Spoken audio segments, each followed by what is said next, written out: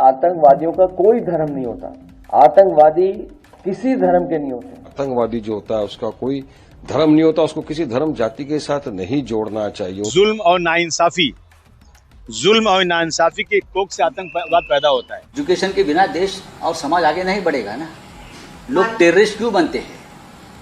उनको रोजी रोटी रोजगार नहीं है, एजुकेशन नहीं है। पहले आतंकी आते हैं, फिर धीरे धीरे उनके पीछे उनके अब्बू आ जाते हैं आतंकियों को जस्टिफाई करने। ये तो सिर्फ 2-4 चेहरे हैं जो ऐसी घटना होने के बाद हमेशा से अपने काम पर लग ही जाते हैं। कोई बोलेगा कि आतंकवादी का धर्म नहीं होता, कोई बोलेगा आतंकवादी अनपढ़ होते हैं, कोई बोलेगा आतंकवादी बेचारे होते हैं। ये इनका पूरा एक साइकिल होता है जो टीम के हिसाब से काम करती है। टीम ए बम फोड़ती है और टीम बी आर्मी, पुलिस और सरकार की विफलता बताकर लोगों का ध्यान भटकाने का काम करती है। और वहीं टीम सी, वो तो भाई वही काम करती है कि आतंकवादियों का कोई धर्म नहीं होता, वो बेचारे होते हैं, विक्टिम कार्ड खेलते हैं। और टीम डी वकील करती है, आतंकियों को बचाने के लिए छुड़ाने का प्रयास करती है। अगर ये कहें कि आतंकियों का केस लड़ने का काम करती है। पाकिस्तान का क्यों हाथ होगा? पाकिस्तान को क्यों बदनाम करा जा रहा है? सर देखिए, मैं कंफर्म तो नहीं बोल सकता कि पाकिस्तान का हाथ है या नहीं,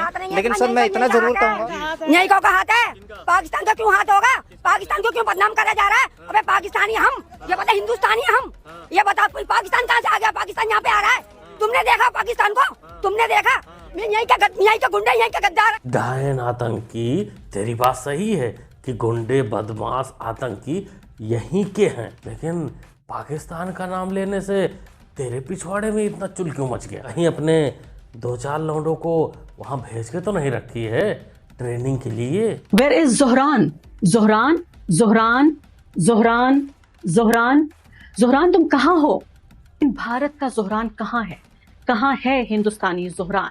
क्या ये जोहरान हम सबके बीच है और हम उसे ढूंढ नहीं पा रहे? नहीं बिरयानी काकी, जोहरान तेरा यहीं था, पेटीकोट के अंदर। जब तू फ्री की बिरयानी पेल रही थी तब तेरा जोहरान 350 किलो एक्सप्लोजिव के साथ फटने को तैयार था, लेकिन उससे पहले उसको पुलिस ने पकड़ लिया।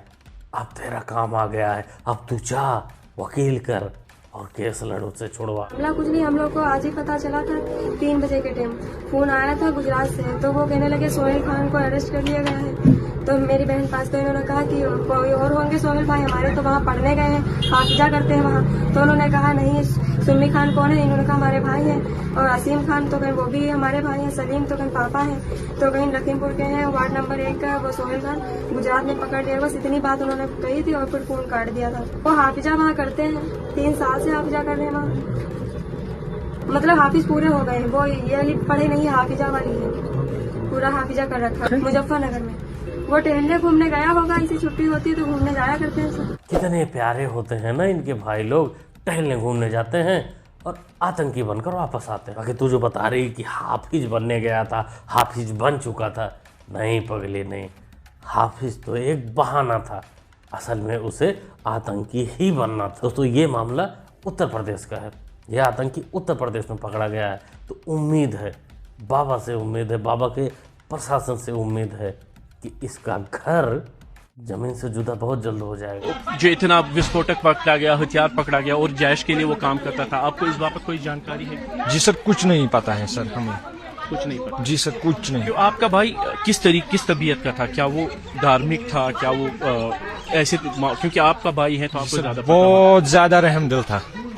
ये आप सब लोगों से पूछ सकते हो वो कितना रहमदिल था। बहुत ही रहमदिल था तुम्हारा मुजम्मिल। बेचारा सिर्फ 360 kg RDX ही तो बनाया था। अब सबको लेके साथ में अगर फटता तो रहमदिल ही तो कहलाता ना।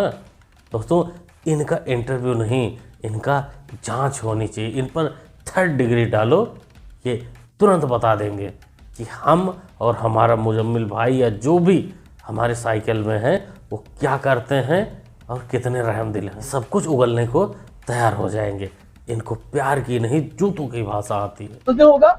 और साथ ही जो इन लोगों के जिन पे शक है, अभी तो कोई प्रूव नहीं हुआ है, जिनको जो मशकूक हैं, जिनके ऊपर शक है, उनके घर वालों को, उनकी फैमिलीज को जो पूछताछ करनी है बेशक पूछताछ करे, मगर एक तरीकेकार उसका इस्तेमाल करे, उनको मुजरिम समझ के पूछताछ ना करे। अरे आरती की थाली भिजवा दे मोहतरमा। दोस्तों बेशर्मी तो देखो इसकी, कि मतलब पूछताछ भी नरमी से होनी चाहिए। अगला जानवर फटने से पहले 1 सेकंड भी नहीं सोचता, लेकिन यहाँ नरमी चाहिए। इन्हीं लोगों के वजह से आतंकवादी बढ़ते हैं, ये सही बात है। क्योंकि भाई उनको भी पता है कि हम अगर पकड़े फट जाएंगे तो वो तो अलग केस है कि भाई उसमें पैसे तो चाप के मिल ही जाएंगे घर वाले को, लेकिन अगर हम बच गए तो फिर हमारे अम्मी अब्बू काम पर लग जाएंगे, हमें बेचारा इनोसेंट विक्टिम कार्ड सब कुछ लगा देंगे हमें बचाने के लिए। दिल्ली में जो ब्लास्ट हुआ है उसके बाद बिहार की सिक्योरिटी अलर्ट पे है, इस पे आप क्या कहेंगे? ठीक है, वो ये चुनाव के समय में इस तरह की बातें यदा कदा होती रहती हैं, उससे बिहार के लोगों को कोई विचलित होने की जरूरत नहीं है। बिहार का चुनाव है, बिहार के मुद्दे पर वोट होना चाहिए। और कटवा मौलाना प्रशांत की बात तो सुनो इस जाहिल की कि ऐसे माहौल में चुनाव के समय में ऐसी घटनाएं होती रहती हैं। दिल्ली में जिन लोगों की जाने गई उन पर ये अपनी राजनीतिक रोटी सेक लिया कि उनकी जान की इसको परवाह नहीं थी, इसको परवाह राजनीति की, कि ये सब राजनीति में तो होता है। मतलब कहने का मतलब तो यही हुआ कि सरकार ने करवाया। रिजल्ट तो बिहार का कल आने वाला है, तो उम्मीद है कि इस बहरूपिया को बिहार के लोग पहचाने होंगे और अच्छे से जवाब दिए होंगे। हम यही बताएंगे सबको, हम रुकने के लिए आए नहीं, हम कल चले जाएंगे, हमारा कल शाम वापसी हो जाएगी। पहले यहाँ मरकज है ही बना, मरकज जा रहे हैं तो कहीं से आईडी अपना आधार कार्ड को लेकर आप लोगों में किसी के पास आधार कार्ड नहीं, ये गलत बात है कि कहीं आधार कार्ड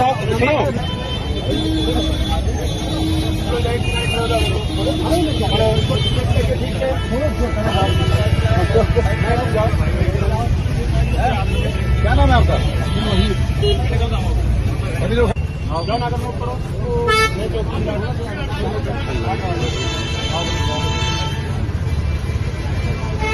ये लखनऊ का वीडियो बताया जा रहा है जहाँ 4-6 लोग किसी मरकज में शामिल होने के लिए जा रहे थे, और सबसे बड़ी बात कि इनका चेक इन हुआ तो पता चला किसी के पास आधार कार्ड ही नहीं है, कोई पेपर ही नहीं है।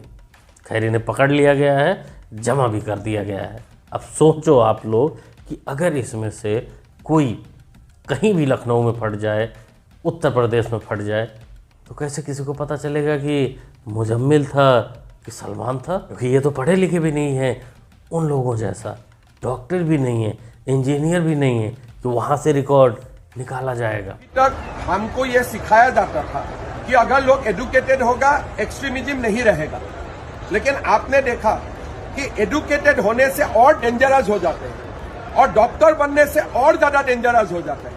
इसीलिए जो व्यक्ति का जो कलर है वो कलर कभी चेंज नहीं होता है। जो लोग वंदे मातरम नहीं गाते हैं वो लोग कभी भी भारतीय नहीं हो सकता है। अगर आप भारतीय नहीं हो सकता है कभी भी आप भारत माँ को माँ नहीं समझ सकते। तो इसीलिए हमें निरंतर सतर्क रहना चाहिए। और ये जो बात हमें बताया गया था कि एडुकेशन होने से सब कुछ ठीक हो जाएगा, वो नहीं। एडुकेटेड होने से वो लोग और ज्यादा बम बनाएगा। अगर मन में खुद है तो एडुकेटेड होने से भी वो लोग खराब काम ही करेगा। बिल्कुल हेमंता दादा की बात बिल्कुल सही है कि गद्दारी तो इनके खून में है। अब वो पढ़े लिखे हों या अनपढ़ हों, भाई अनपढ़ होंगे तो पत्थरबाजी से अपना काम करेंगे, पढ़ लिख जाएंगे तो बम बनाकर फटेंगे। कुल मिलाकर इनका मकसद ही है कि दुनिया शांति से ना जिए, अशांति फैलाना इनका मकसद है बस। नहीं बोलूंगा, नहीं बोलूंगा, समझ है मेरी? समझ है आपकी? हाँ मेरी समझ है। आपकी समझ क्या है? अरे मेरे धर्म में नहीं वंदे मातरम मैं नहीं बोलूंगा। और नहीं, धर्म की बात थोड़ी आती है। अरे तो मैं नहीं बोलूंगा, बस मैं मना कर दिया आपको। नहीं, कोई धर्म की नारा थोड़ी है, ये तो है राष्ट्रगीत है। तुम यहाँ से अनपढ़ लोगों को जो फंसाने में रहते हो, क्या मैटर है तुम्हारा? आप अनपढ़ हो? हाँ मैं अनपढ़। तो राष्ट्रगीत जो है वो तो देश की है, राष्ट्रगीत है वो, उसके बोलने में वंदे मातरम बोलने में क्या? मैं तो नहीं बोल रहा हूँ, बस मैं अपनी बता दी। अब वजह क्या आपके धर्म में क्यों इसको हराम है? मैं तो नहीं कहा जब हराम होता, मैं ना हराम बता रहा ना हलाल, लेकिन आपने बोला ना आपके धर्म में नहीं है।